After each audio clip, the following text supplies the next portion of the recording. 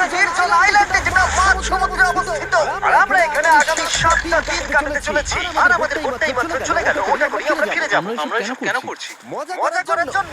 এখানে প্রাকৃতিক সৌন্দর্যের অস্তিত্ব থাকলেও গত 250 বছর ধরে এখানে কোনো জনমানবের অস্তিত্ব নেই। কিন্তু পরের 7 দিন আমরা এখানে কাটাবো। আর 4 ঘন্টার মধ্যে কিন্তু অন্ধকার হয়ে যাবে। এখানে খুব গরম, এক্ষুনি আমাদেরকে শেল্টার বানাতে হবে। আচ্ছা, আমরা এখানে ক্যাম্প করতে পারি, জায়গাটা বেশ সুন্দর লাগছে।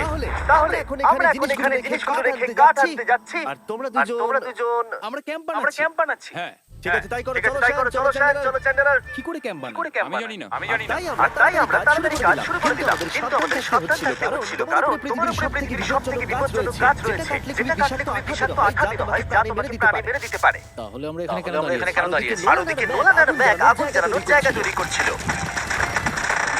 দেখো কত সুন্দর আগুন তৈরি করেছে। এখানে তো আগুন এখানে তো আগুন জ্বলছে না। না মানে এটাতে ভালো আগুন জ্বালানো যাবে।